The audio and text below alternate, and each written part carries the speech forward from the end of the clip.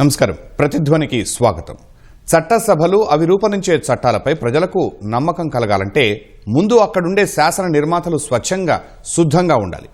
ఇదే లక్ష్యంతో ప్రజాప్రతినిధులపై ఉన్న క్రిమినల్ కేసుల సత్వర విచారణకు దేశ సర్వోన్నత న్యాయస్థానం 2017 నుంచి నిరంతరం ఆదేశాలు జారీ చేస్తోంది. కానీ వాస్తవంలో ఏం జరుగుతోంది? ఈ కేసుల విచారణ తీరు మాత్రం ఎక్కడ వేసిన గొంగళి అక్కడే అన్నట్లుగా సాగుతోంది. సుప్రీంకోర్టుకు అమికస్ క్యూరీ విజయ్ హన్సారియా సమర్పించిన 22వ నివేదిక మరోసారి చేదు నిజాల్ని చర్చకు పెట్టింది. దేశం మొత్తం మీద ప్రజాప్రతినిధులపై ఏకంగా 4192 కేసులు అపరిష్కృతంగా ఉండగా ప్రస్తుత లోక్సభలో 251 మందిపై, రాజ్యసభలో 75 మందిపై క్రిమినల్ కేసులు పెండింగ్లో ఉన్నాయి. మరి ఈ కేసులు, ఆ నేతల తీరు ఏం సంకేతాలు ఇస్తున్నట్లు? ఇకనైనా ఈ దుస్థితిని సరిదిద్దేది ఎలా?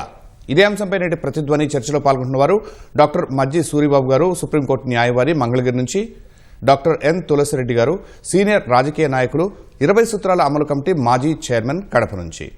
సార్ నమస్తే. సార్ సూరిబాబు గారు నమస్తే. సార్ తులసిరెడ్డి గారు, ముందుగా తులసిరెడ్డి గారు, ప్రజాప్రతినిధులపై క్రిమినల్ కేసులు ఉండటం కంటే అవి ఏళ్ల తరబడి తేలకుండా పెండింగ్లో ఉండడం వల్ల ప్రజాస్వామ్యానికి ఎదురవుతున్న ప్రమాదం ఏంటి? ఫండమెంటల్ గా ఏ కేసు అయినా సరే అబ్నార్మల్ డిలే అనేది ఉండకూడదు. మళ్ళా మనము ప్రజాపతులకు మళ్ళా వస్తాము. మామూలుగా ఎవరి మీద అయినా సరే మనకు న్యాయ సూత్రం ఏమి? Justice delayed is justice denied అని మనం సర్వసాధారణంగా చెప్పుకుంటుంటాం. కానీ ఇక్కడ డిలే మామూలు డిలే కాదు, అబ్నార్మల్ డిలే, అసాధారణ డిలే, సంవత్సరాలు, దశాబ్దాలు. కాబట్టి ఇది ఏ కేసులో కూడా జరగకూడదు అబ్నార్మల్ డిలే. ప్రత్యేకించి ప్రజాప్రతినిధులు, చట్టాలు చేసే వాళ్ళు, వాళ్ళ మీద మరీ ఇది వచ్చేసి ఏమాత్రము ఈ యొక్క అసాధారణ డిలే ఉండకూడదు. కానీ మీరు చెప్పినట్లు అనేక సందర్భాల్లో సాక్షాత్తు సర్వోన్నత న్యాయస్థానం సుప్రీంకోర్టే 2017లోనే చెప్పడం జరిగింది. సుప్రీంకోర్టు చీఫ్ జస్టిస్ అన్నాడు, ఈ యొక్క ప్రజాప్రతినిధులు ఉండే కేసులు 1 year లోపల పరిష్కారం కావాలి.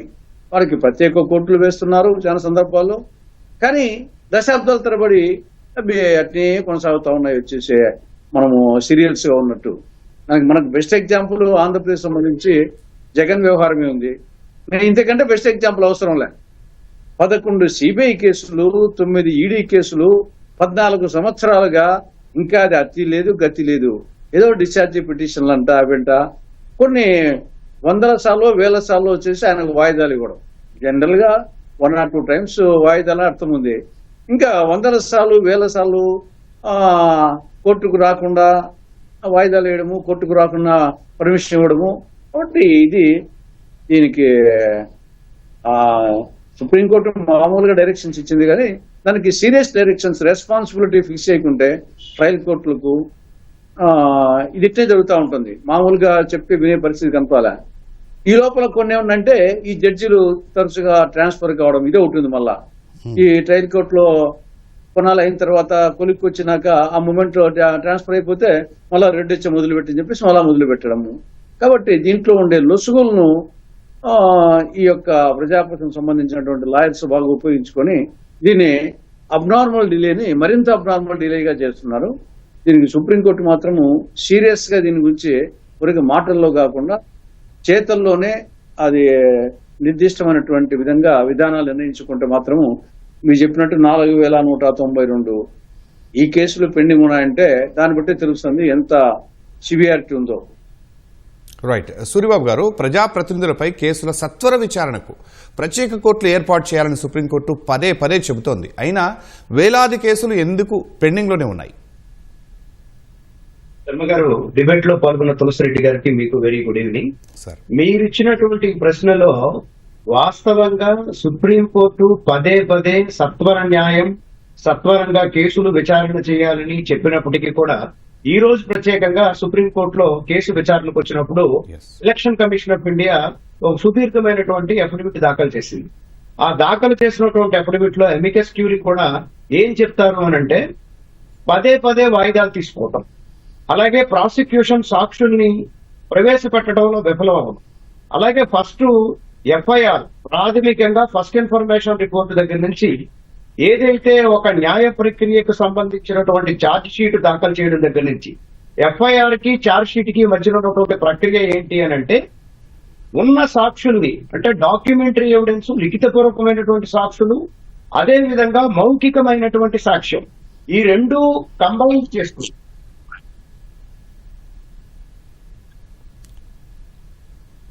ఓకేనండి. చెప్పండి సార్ సూరిబాబు గారు. ఈ కంబైన్డ్ ప్రక్రియను చూసుకొని సాక్షులు, అదే విధంగా వీటికి సంబంధించినటువంటి ఏదైతే వాంగ్మూలాలు ఉన్నాయో వాటిని క్రోడీకరించి ఛార్జ్ షీట్ అని పెట్టడం జరుగుతుంది. ఈ ఛార్జ్ షీట్ పెట్టేటప్పుడు ఛార్జెస్ దగ్గరికి వచ్చేసరికి ప్రజాప్రతినిధులు ఎవరైతే ఈ తాలూకా నేరాన్ని ఆపాదించబడి నేరం ఎవరైతే ఎదుర్కొంటున్నారో వాళ్ళు చేసేటువంటి టెక్నిక్ ఏందిరా అంటే, వెంటనే వీళ్ళు ఈ ఛార్జెస్ ఫ్రేమ్ అవ్వకుండా ఆపేదానికి ఒక ఛార్జెస్ డిశ్చార్జ్ పిటిషన్ అంటారు. అలాగే కేసు పనికిరాదని చెప్పి హైకోర్టుకు వచ్చి క్వాష్ పిటిషన్ అంటారు. లేదు అంటే మధ్యంతర ఉత్తర్వులు, స్టే పిటిషన్లు ఏవైనా ఎక్కడైనా లొకనెస్ ఉంటే దానికి సంబంధించినటువంటి ఒక కార్యక్రమం చేస్తా ఉన్నారు. ఇప్పుడు పెద్దలు తులసిరెడ్డి గారు చెప్పినట్లు మాజీ ముఖ్యమంత్రి జగన్మోహన్ రెడ్డి గారి మీద అన్ని కేసులు ఉన్నప్పటికీ ప్రజలకి కానీ సమాజానికి కానీ న్యాయ వ్యవస్థ కానీ మనం సామాన్య ప్రజలు, ఓటేసిన ప్రజలు కానీ ఆలోచిస్తున్న విషయం ఏంటి అని అంటే, ఆయన నేరం చేశాడా నేరం చేయలేదా అన్నది మీరు పక్కన పెట్టండి. నేరస్తుడిగా ఆయన కేసుని ఎదుర్కొనేటప్పుడు ఈ ఈడీ కేసులు కానీ సిబిఐ కేసుల్లో కానీ తక్షణం విచారణ ఎందుకు చేపట్టలేకపోతున్నారు? దానికి న్యాయమూర్తుల, లేకపోతే న్యాయవాదుల, లేకపోతే న్యాయ వ్యవస్థ అంటే అన్ని రకాలుగా అన్ని వ్యవస్థలు జవాబుదారీతనం ప్రదర్శించవలసినటువంటి అవసరం ఆసన్నం ఉంది. ఎందుకంటే ఇప్పుడు జగన్ గారి కేసుల్లో ఉన్నాయి. ఆయన అనేక సంవత్సరాలుగా ఈ కేసుల్లో విచారణ ఎదుర్కోకుండా మధ్యలో డిశ్చార్జ్ పిటిషన్లని, లేకపోతే వాయిదాలు కావాలని, లేకపోతే ప్రజాప్రతినిధిగా నేను ఎక్కడో ఇంపార్టెంట్ అని చెప్పి ఇలా పిటిషన్లు వేసుకుంటూ పోతా ఉంటే న్యాయమూర్తులు ఇంకా ట్రైల్ అంటే విచారణ వేగవంతం చేసే ప్రక్రియకు ముందే కొన్ని కేసుల్లో వారు ఛార్జెస్ ఫ్రేమ్ అయ్యాయని కనపడుతుంది, కొన్ని కేసుల్లో ఛార్జెస్ ఫ్రేమ్ అవ్వలేదని కూడా రికార్డుల్లో చూపబడుతోంది. సో దీనికి ఏం జరుగుతోంది?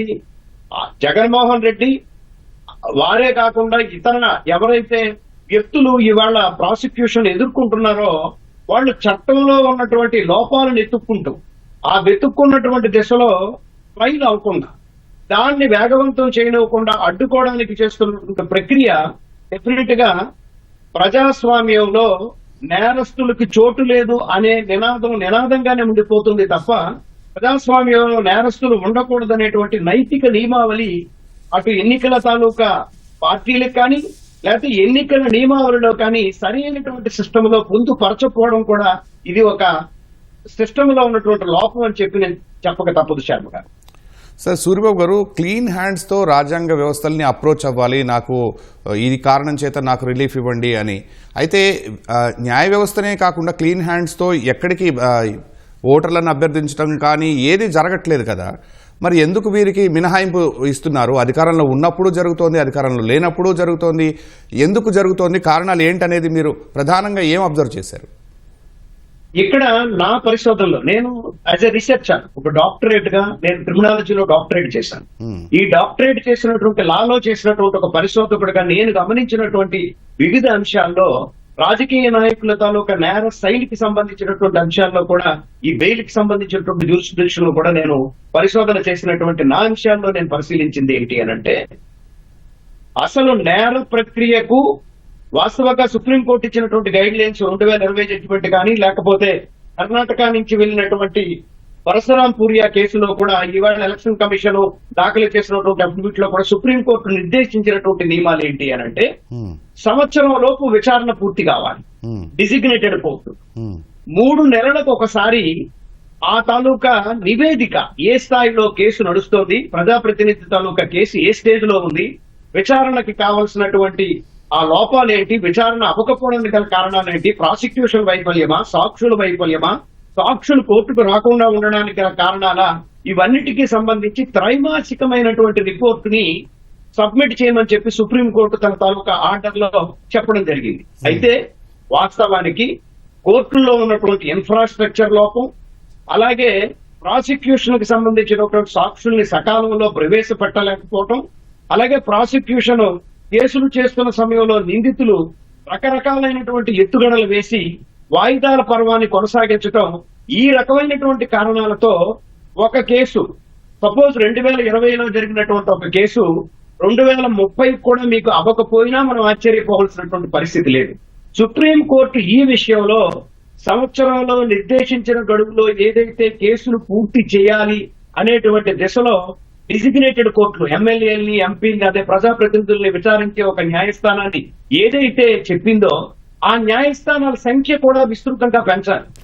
ఆ న్యాయస్థానాల సంఖ్య పెంచి, న్యాయస్థానాల్లో ఉన్నటువంటి ఇన్ఫ్రాస్ట్రక్చర్ పెంచి, ప్రాసిక్యూషన్ కి సరి అయినటువంటి సెక్యూరిటీని ఏర్పాటు చేసి, ఇక్కడ ఇంకొక లోపం ఉంది.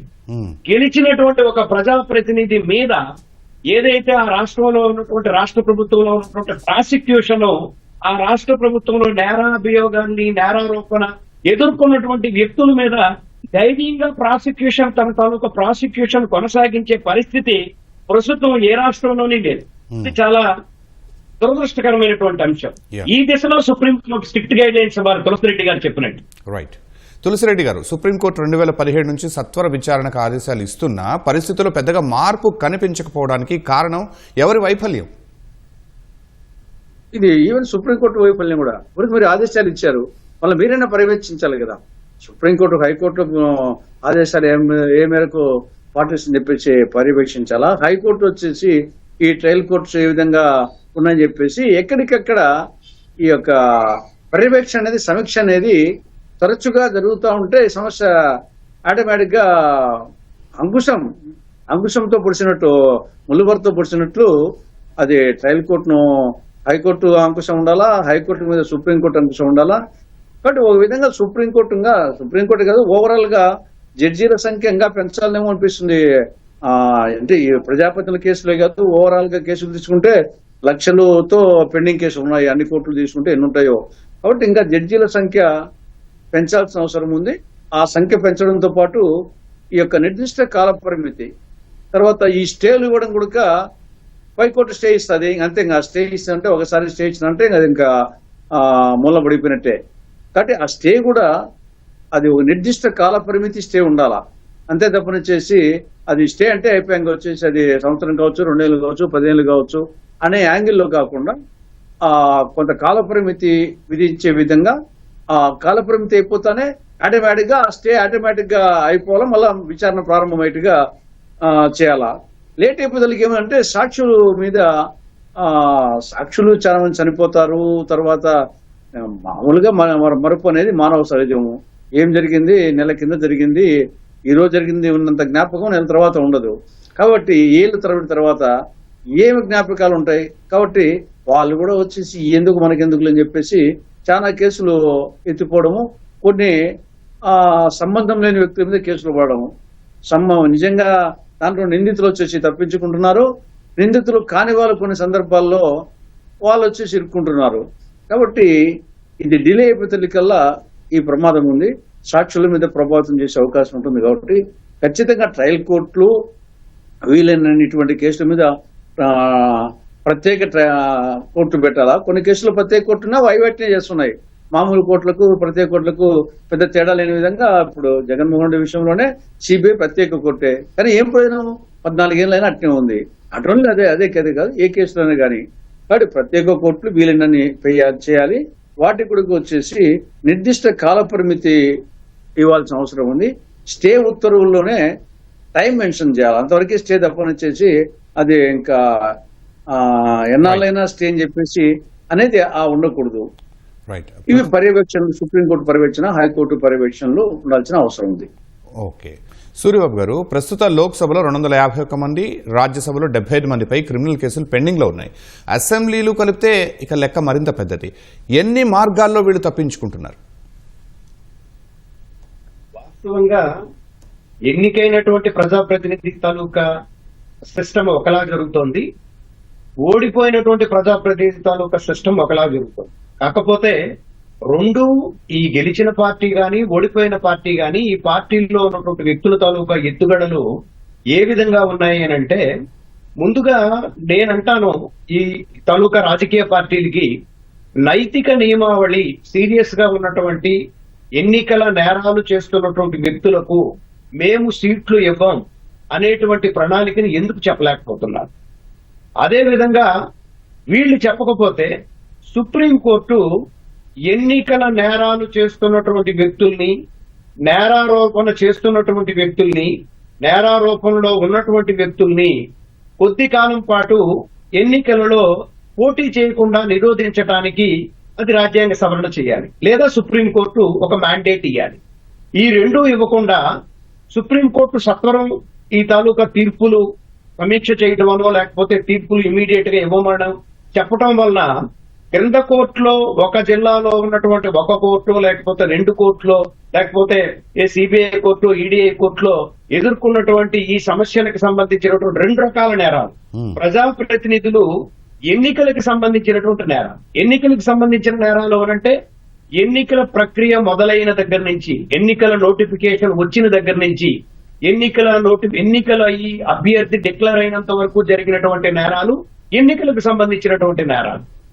ఆ నేరాలు కాకుండా ప్రజాప్రతినిధులు ఎవరైతే ఉన్నారో నిధుల దుర్వినియోగం కానివ్వండి, ప్రజా వ్యవస్థలో ప్రజాస్వామ్యంలో వాళ్ళు చేస్తున్నటువంటి నేరాలు కానివ్వండి, లేకపోతే పాలనకి సంబంధించినటువంటి నేరాలు కానివ్వండి, ఇలాంటి నేరాలకు సంబంధించినటువంటి కూడా ఇప్పుడు ఈ తాలూకా ప్రజాప్రతినిధుల తాలూకా నేరాలకు సంబంధించినటువంటి విచారించే న్యాయస్థానాలు నిర్ణయాలు తీసుకోవాల్సినటువంటి అవసరం ఉంది. కానీ ఇందాక నేను మీకు చెప్పినట్టు ఫస్ట్ ఇన్ఫర్మేషన్ రిపోర్ట్ ఏదైతే కేసు స్టార్ట్ అవుతుందో, కేసు స్టార్ట్ అయిన తర్వాత ఛార్జ్ షీట్ దాఖలయ్యాక నిందితులందరూ కానీ ఒకే నిందితుడు గాని కోర్టుకు హాజరయ్యాక వాళ్ళకి కాపీలు సప్లై చేసిన తర్వాత ఇమీడియట్ గా వాళ్ళని ఛార్జెస్ ఫ్రేమింగ్ అని ఉంటుంది. ఛార్జెస్ అంటే మీరు పలానా నేరం మీ మీద ఆపాదించబడింది, ఆ నేరం మీరు చేశారా లేదా అని కోర్టు ఒక క్వశ్చన్ చేస్తుంది.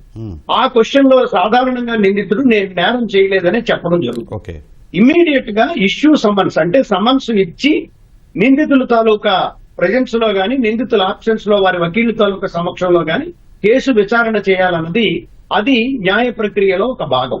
కానీ ఇందులో జరుగుతున్న విషయం ఏంటి అని అంటే ఎఫ్ఐఆర్ స్టేజ్ లో హైకోర్టు క్వాష్ కు వెళ్ళొచ్చు, అలాగే బిఫోర్ చార్జెస్ ఫ్రేమ్ చేసేటప్పుడు క్వాష్ కు వెళ్ళొచ్చు.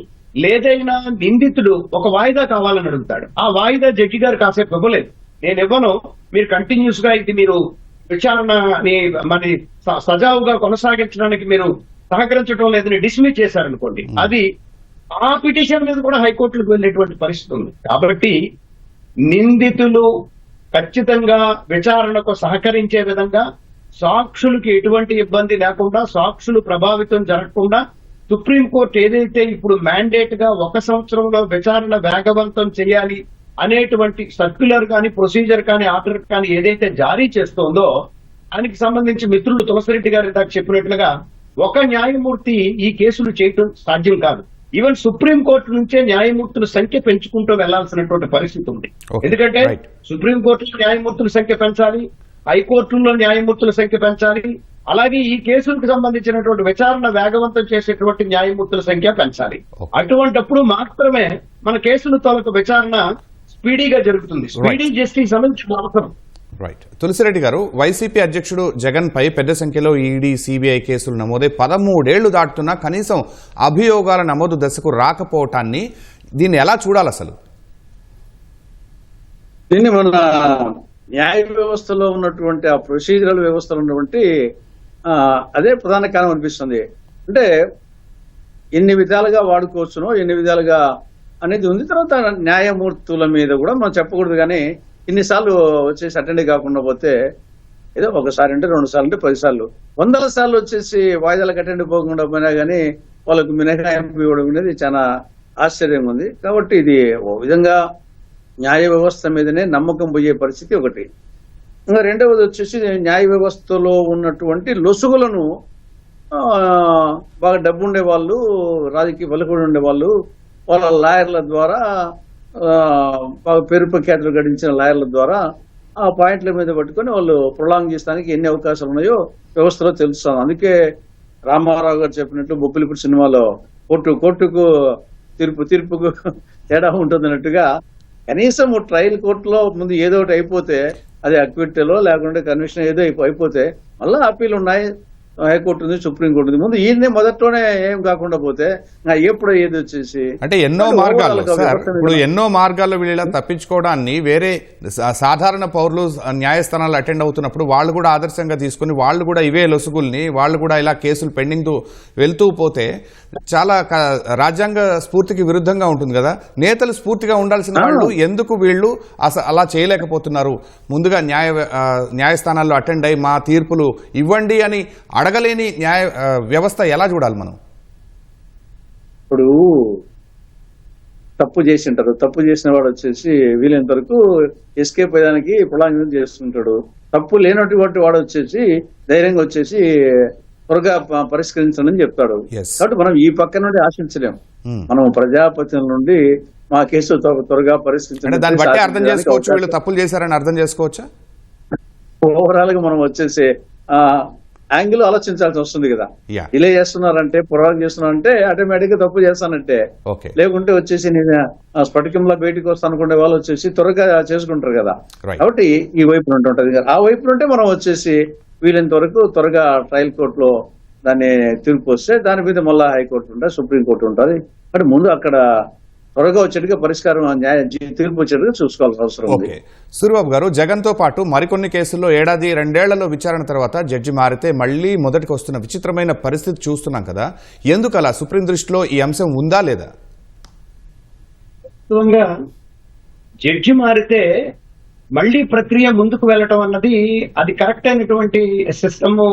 అది జనరల్ గా పబ్లిక్ అనుకుంటున్నారు కానీ వాస్తవంగా ఒక న్యాయమూర్తి విట్నెసెస్ ని స్టార్ట్ చేశాక, ట్రయల్ స్టార్ట్ చేశాక, ఒక 50 మంది 60 మంది సాక్షుల్ని రికార్డు చేసిన తర్వాత ఆ న్యాయమూర్తి వెళ్ళిపోయాక తిరిగి మళ్లీ న్యాయమూర్తి ఆ 50 మంది సాక్షుల్ని విచారించాలనేటువంటి ప్రక్రియ ఎక్కడా లేదండి. వాస్తవంగా ఈ 50 మంది తాలూకా ఒక్కొక్క కేసులో ఒక న్యాయమూర్తి పార్ట్ హెడ్ అని చెప్పి వెళ్లిపోయి రిటైర్ అయిపోయిన తర్వాత న్యాయమూర్తి కొత్తగా వచ్చినటువంటి న్యాయమూర్తి ఎవరు కూడా ఈ 50 మంది సాక్షుల్ని మళ్లీ పిలిచి మీ వాంగ్మూలాలను మళ్లీ రికార్డు చేస్తామని ఎక్కడ పిలవరండి. జనాలలో అపోహ ఏంటి అని అంటే, ఇక్కడ జరుగుతున్నటువంటి జగన్ గారి తాలూకా కేసుల్లో జరుగుతున్నటువంటి ఏంటంటే విచారణే స్టార్ట్ కాలేదు. విచారణ స్టార్ట్ అవ్వడం అని అంటే, విచారణ స్టార్ట్ అయిన తర్వాత వన్స్ విచారణ స్టార్ట్ అయితే మీకు ఆ ప్రక్రియ ఆగడానికి కానీ, రికార్డ్ అయినటువంటి ఎవిడెన్స్ ని మళ్లీ తిరగదోడి ఎక్కడైనా మీకు అంబిగ్విటీ ఉండి రీకాలు, రివోకెన్ అట్లాంటి పిటిషన్స్ పెడితే తప్ప నెక్స్ట్ సక్సెసర్ న్యాయమూర్తి ఆటోమేటిక్ గా దాన్ని కంటిన్యూ చేయటమే మన న్యాయ వ్యవస్థలో ఉన్నటువంటి సిస్టమ్ అండి. కానీ పబ్లిక్ ఏమనుకుంటున్నారు, ఒకసారి జడ్జి మారితే మళ్లీ కేసు ముందుకు వస్తుంది, మళ్లీ కేసు మళ్లీ రెడ్డొచ్చి మొదలెట్టాడు అన్నట్టుగా సామెత అని చెప్పి మా కోస్తా జిల్లాలో అంటారు. అది కాదు. సూరిబాబు గారు, ఇప్పుడు 2014లో లోక్సభ ఎన్నికలకు ముందు నాటి ప్రధాని అభ్యర్థిగా మోడీ స్వయంగా చెప్పారు అవినీతి పట్ల ప్రక్షాళన మొదట చట్టసభల సభ్యులతోనే మొదలు పెడతానని. సుప్రీంకోర్టు కూడా స్వయంగా అనేక సందర్భాల్లో చెప్పింది కదా. అయినా కానీ ఎక్కడ వేసిన గొంగళి అక్కడే ఉంది. ఇక ఇది ఇంతేనా? మార్పు చూడలేమా? ఒక సెంటెన్స్ లో చెప్పండి. ఖచ్చితంగా మార్పు సహజం అండి. ఎక్కడ మార్పు సహజం అంటే, ఇప్పుడు పెద్దలు తులసిరెడ్డి గారు ఒక మాట అన్నారు, నేరస్తుడు నా విచారణ వేగంగా చేసేయండి, నేను కడిగి నానిముత్యంలోకి వచ్చేస్తానని ఎక్కడైనా చెప్తాడండి? ఏ నేరస్తుడు చెప్పడు. నేను నేరస్తుడిని కాబట్టి నా తాలూకా కేసు ఎంతకాలం నేను బతుకున్నంత వరకు, లాస్ట్ బ్రీత్ వరకు నేను నా కేసు వాయిదా పడి నేను చనిపోయిన తర్వాత జడ్జిమెంట్ వస్తే బాగుంటుంది అనేటువంటిదే నేరస్తుడుగా, లేకపోతే నేరం ఆపాదించడం వేరండి, నేరస్తుడని ప్రకటించడం వేరు. కాబట్టి ఈ ప్రక్రియలో మోడీ గారు చెప్పినా ఎవరు చెప్పినా కూడా ముందు వ్యవస్థలో సిన్సియారిటీ ఉండాలి. రైట్. ఇలాంటి పరిస్థితుల్లో రాజకీయ పార్టీలే బాధ్యత తీసుకుని తీవ్రమైన క్రిమినల్ కేసులు ఉన్న వారికి టికెట్లు ఇవ్వకుండా నైతిక నియమావళి ఏర్పరచుకున్న పార్టీకే ప్రజలు పట్టం కడితే బాగుంటుందేమో ఒకసారి ఆలోచించండి. ఇది నేటి ప్రతిధ్వని. నమస్కారం.